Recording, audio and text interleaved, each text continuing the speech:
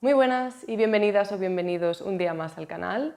Hoy vengo con una especie de balance de mitad de año, aunque he decidido hacer solo los 5 mejores libros que he leído hasta ahora en 2023. Y esto se debe a que, aunque me encanta el tag este de BookTube de balance de mitad de año, siento que no soy la persona más indicada para hacerlo porque no leo literatura de tantos ámbitos y quizás al menos este año me he concentrado más en los clásicos y no tanto en literatura actual o fantasía o género juvenil, entonces pues sentía que se quedaba un poco corto, así que no me enrollo más y vengo con los 5 libros que hasta ahora más me han gustado. Y en primer lugar, aunque no están en ningún orden específico, tengo La felicidad conyugal de León Tolstoy.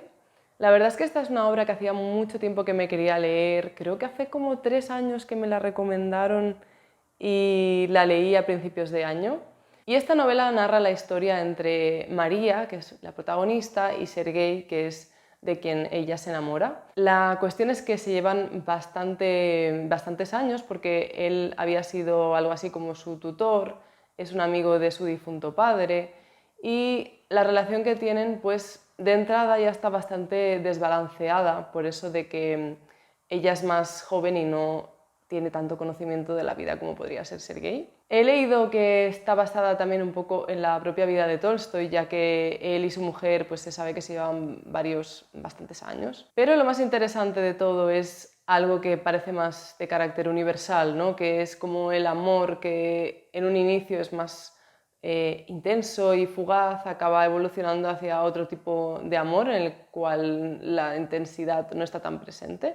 Esto es un poco quizá un tópico, pero en esta novela lo vemos plasmado en las distintas fases que van pasando María y Sergei en su matrimonio, lo cual es realmente muy interesante. Y otro de los puntos fuertes de esta novela es la propia forma de escribir de Tolstoy, que tiene unas ambientaciones, unas descripciones preciosas y una forma de narrar los hechos también muy delicada. Además, a mí es que me encanta cómo describe las sensaciones que los personajes sienten en función del ambiente y cómo un mismo paisaje puede cambiar completamente en función de cómo se siente el personaje, lo cual me parece espectacular. Y si tuviera que decir algo malo, diría que sí que es verdad que se ve mucho el Tolstoy que pretende dar lecciones desde su punto de vista. Sí que es verdad que tiene un poco este tono, ¿no?, aleccionador, de que quiere pues, transmitirnos algo muy claro y muy concreto, pero aún así a mí me pareció dentro de lo que cabe bastante sutil y al final es su opinión, su forma de ver las cosas, cosa que también está bien verla desde cierta distancia y simplemente apreciarla en su obra. Y en segundo lugar tengo también literatura rusa, porque este para mí ha sido un año muy importante a nivel lector y hacía muchísimos años que me quería leer nada más y nada menos que Los hermanos Karamazov de Dostoyevsky. Lo tengo aquí. Es un tocho. Esta edición de Penguin Random House, la verdad es que creo que no es de las mejores porque es una traducción antigua y también porque las ediciones que vienen en un solo volumen suelen ser súper complicadas de leer porque realmente la letra es súper pequeña, las páginas son súper finas y el libro pesa mogollón. Pero la verdad es que le tengo mucho cariño y además me gustaba esta edición porque es la que quería utilizar para mis anotaciones. Pero bueno, me ha gustado tanto esta obra que creo que me la compraría en todas las ediciones que existen, la verdad. Y como muchos ya sabréis, Los hermanos Karamazov narra la historia de la muerte del padre de la familia Karamazov, del patriarca. Esta familia consta de 3 hermanos, que por orden de nacimiento son Dmitri y luego vienen Iván y Alyosha, que son de otra madre. Pero estos 3 hermanos son muy diferentes entre sí. El hermano mayor es muy impulsivo y muy emocional, muy irascible, también se parece mucho al propio padre. Luego tenemos a Iván, que representa el nihilismo y un poco la racionalidad extrema. Y en tercer lugar tenemos a Alyosha, a Alexei, el personaje que representa la fe y la creencia espiritual. Él es profundamente religioso, de hecho al principio del libro él está en un monasterio con un ermitaño y de alguna manera vemos en toda la obra este contraste entre las diferentes actitudes que tienen los seres humanos y sobre todo en la época de Dostoyevsky hacia la religión y hacia Dios. Cabe decir que la muerte del padre no es de lo más importante en la historia, lo cual me sorprendió, pero este personaje representa el sensualismo extremo, ¿no? Esa persona que vive solo de los placeres carnales, de no pensar en un futuro, de tampoco tener una moral propiamente, sino más bien todo lo contrario. No cuida mucho de sus hijos, tampoco de las mujeres que tiene, y es un personaje más bien deleznable. Y esto es importante porque al final cada uno de los personajes de la familia Karamazov como que representa un sector o una actitud hacia la vida. Y bueno, la historia propiamente, el hilo central de la novela es cómo se desencadenan los hechos que llevan a la muerte del padre y a partir de aquí quiénes son los culpables, por qué y cómo se desencadenan también los hechos para juzgar al asesino o al supuesto asesino. Cabe decir que a mí me encantó todo de esta obra, creo que no hay nada que no me haya gustado, me parece magistral de principio a fin. También tengo que decir que yo misma me sorprendí diciendo, bueno, es que en esta obra no pasa nada, porque en parte es cierto, la historia principal te la podría contar Dostoyevsky en un libro que fuera una cuarta parte de lo que son los hermanos Karamazov. Y sin embargo es tan interesante y habla de temas tan importantes que no puedes dejar de leer. Realmente es una historia en la que parece que pasa poco, pero pasa mucho, pasa demasiado. Y bueno, cabe decir también que la importancia filosófica de todos los asuntos morales que se tratan es enorme, hay muchos dilemas, hay muchas formas de pensar, muchos pensamientos hacia la religión, hacia incluso la vida, la actitud de las personas, el cómo vivir, la importancia de la moralidad en un mundo en el que quizás no exista Dios, ¿no? Al final de aquí sale mucho esta máxima que nos hace cuestionarnos, ¿no? Que si no hay un Dios entonces todo está permitido. ¿Y cuáles son las consecuencias de admitir esto? En fin, podría estar hablando creo que una hora acerca de los hermanos Karamazov. Me ha sorprendido muchísimo, muchísimo, no me esperaba nada de lo que me he encontrado y yo creo que es sin duda uno de los mejores libros que he leído, así que 100% recomendado, merece el esfuerzo completamente, aunque sean 1200 páginas, hay que leérselo, es tremendo. Y ahora voy a pasar de un libro muy extenso a uno muy cortito, que pese a su extensión también me ha impactado mucho. Y este es El túnel de Ernesto Sábato.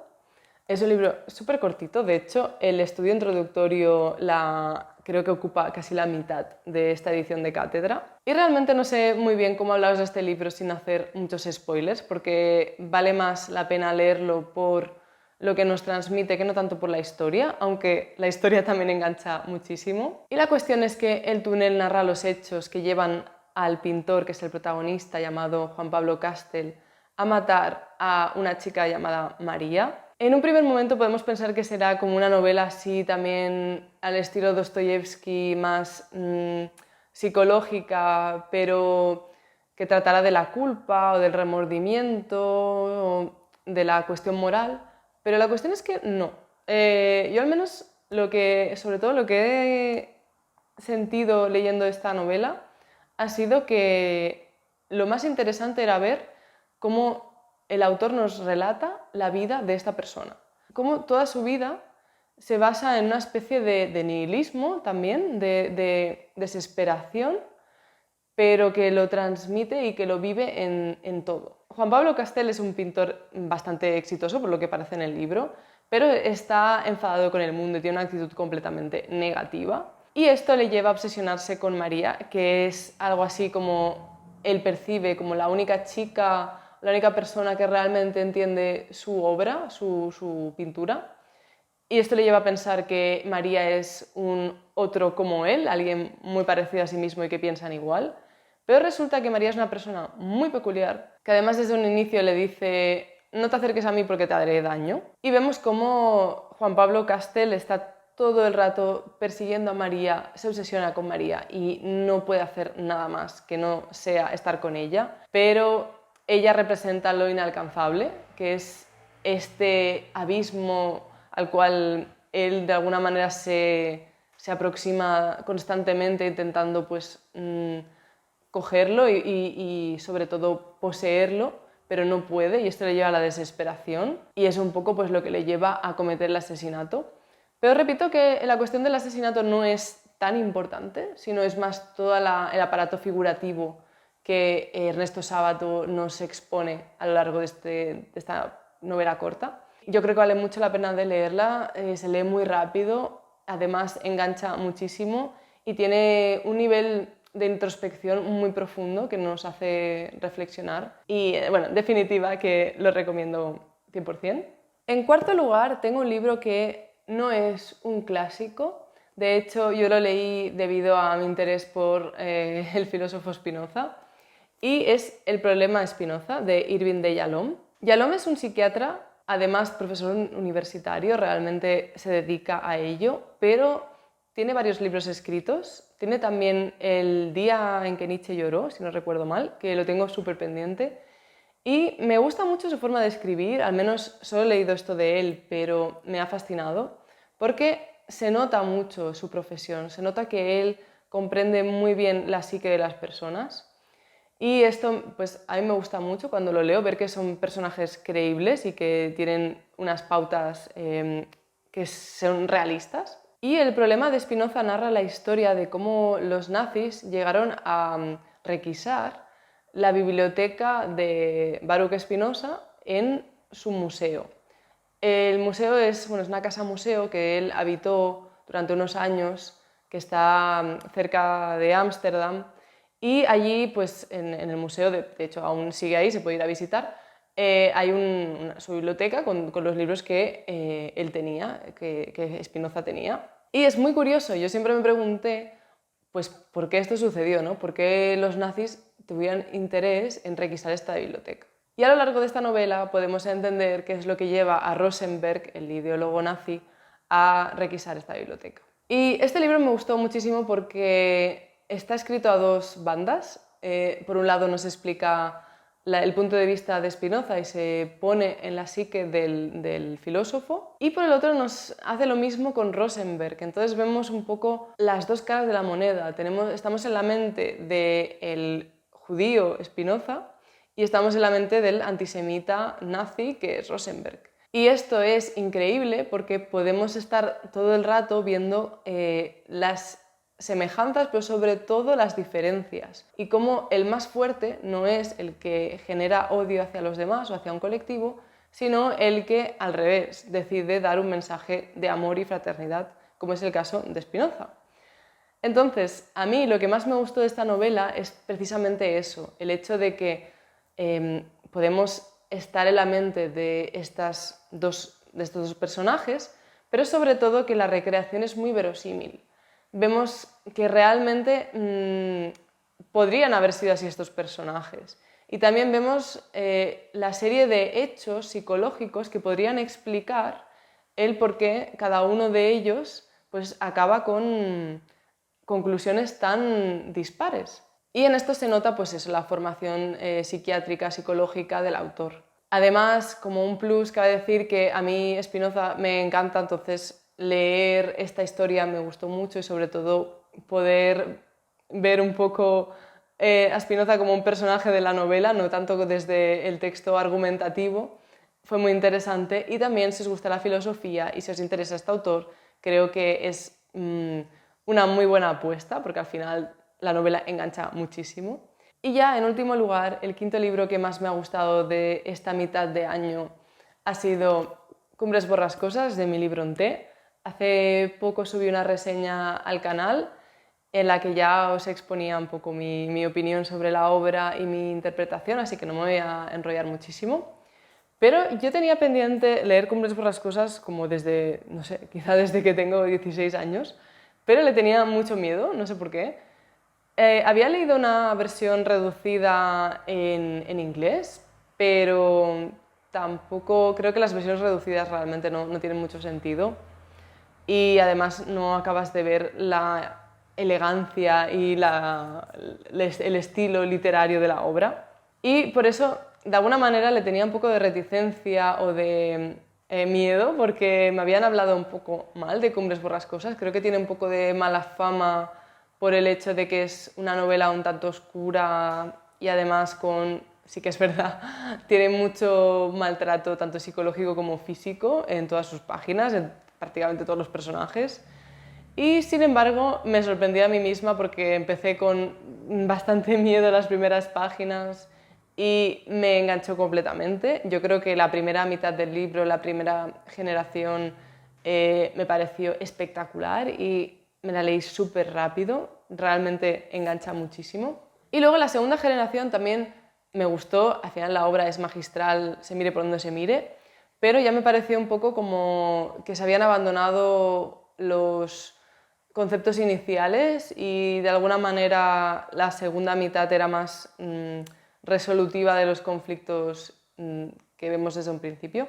No sé, sí que es verdad que para mí el punto álgido de la novela está en la mitad, pero todo lo demás también es magistral, es que no se puede hablar mal de esta obra. Además, supongo que muchas y muchos de vosotros os la habréis leído, así que tampoco voy a dar todo el seguido de razones de por qué este libro vale la pena leérselo, pero pese a la violencia que hay una reflexión tan profunda y hay también una psicología de los personajes tan bien hecha, una prosa tan elaborada, incluso la propia trama, ¿no? Es tan original, tan diferente, tan apartada de lo que es lo sociopolítico de la época. No sé, a mí realmente me ha parecido espectacular, una novela muy única. Y la verdad es que me ha devuelto las ganas de leer a las hermanas Brontë, porque pese a que Jane Eyre me gustó bastante, hace tiempo ya que lo leí, no acabé del todo de simpatizar con el tipo de novela. Y además a mí el personaje de Jane Eyre tampoco es que me cautivó. No sé, supongo que al final esto va a gustos. Pero definitivamente me ha gustado mucho más Cumbres Borrascosas, así que tengo ganas de seguir un poco con las hermanas Brontë. Si tenéis alguna recomendación, como siempre os digo, escribidme en los comentarios que yo siempre los leo y además me apunto mucho las recomendaciones. Y hasta aquí el vídeo de hoy. Yo os pido que me digáis en los comentarios cuáles han sido, si no los 5, al menos el libro que más os ha gustado hasta ahora de este 2023. Y nada, me despido. Espero que tengáis muy buen día y hasta la próxima. Chao.